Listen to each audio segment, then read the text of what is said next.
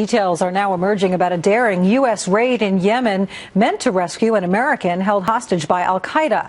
But when our commandos swooped into the remote province, crawling with militants, they found 8 other hostages, but not the American. Joining us now, Waleed Phares, Fox News Middle East and terrorism analyst, also the author of The Lost Spring, U.S. Policy in the Middle East and the Catastrophes to Avoid. Thanks for being with us. Thank you for having me. So a freed hostage says 5 other hostages, including the American journalist, were moved from the cave 2 days before the raid. What do you make of that? The problem really is that in Yemen there is a sort of a chaos. We do have good relationship with the counterterrorism units. We've trained most of them.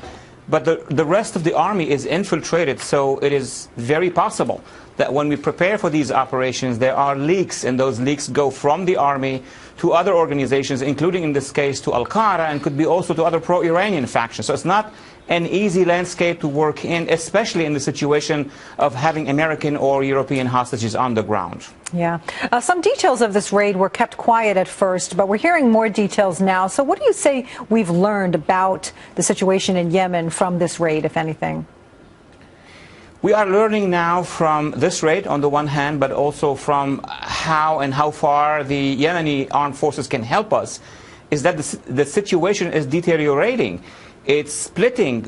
In the north, you have now pro-Iranian militias. In the south, there is a secession.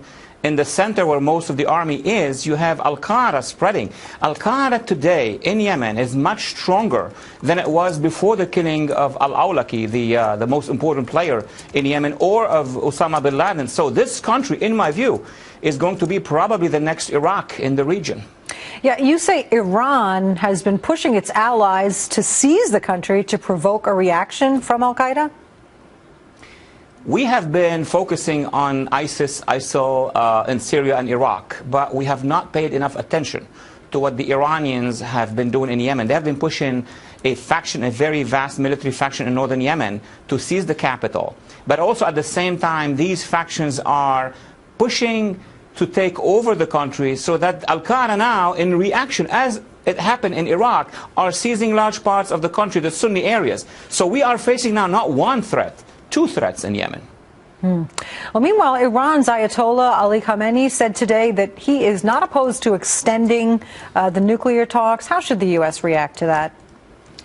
Well, look, the whole issue of the negotiations with this Iranian regime is about Tehran and the Ayatollahs gaining time, outmaneuvering Washington, fooling international public opinion. Why are they gaining time? Because meanwhile they are working on the long-range missiles. A nuke without a long-range missile is a sitting duck, is a target. So now they have gained another 6 months. And also, as we just mentioned about Yemen, Iran is penetrating Yemen, other parts in the region, penetrating Iraq, Syria, Lebanon. So unfortunately, our failure in putting an end to that program is going to lead to a much stronger Iran in the next few weeks, months and years.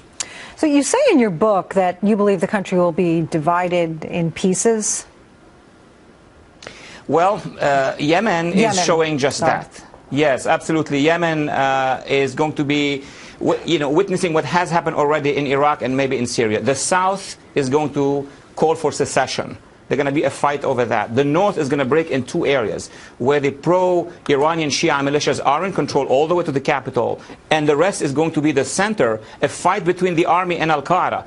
It's going to be a very fragmented country, but this is a very strategically located country. It controls the access to the Red Sea and to the Suez Canal. It's going to be very dramatic. Yeah, and just yesterday we saw rebels taking control of a compound that belonged to Yemen's most powerful tribal clan. You have the rebels and the tribes fighting. How does all that play into it? Well, that's precisely what the Iranians are trying to do while we are busy in Iraq and Syria. They are backing those militias who are taking one compound after another compound, and wait in few weeks or months probably, they're going to get to the coast. Once they will get to the coast, they could get support from the Iranian regime. On the Red Sea, imagine we are deployed in the Persian Gulf. They are now going to be deployed in the Red Sea behind us. So al-Qaeda, meanwhile, people are saying, are we going to start seeing from al-Qaeda what we're seeing from ISIS, this hostage-taking situation? There is a competition between al-Qaeda and ISIS over the leadership of the jihadist movement worldwide. Now, ISIS has been very brutal. They have been beheading and killing the way we have seen on TV. Al-Qaeda has done that in the past. Now, will Al-Qaeda seize those hostages to compete with ISIS and display, as much violence, or will they use these hostages to exchange them with other Al-Qaeda detainees in Guantanamo, in Europe, and other locations? We will have to wait and see, unfortunately. Walid Phares, thank you so much for joining us. And happy Thanksgiving to you. Happy Thanksgiving to you, too.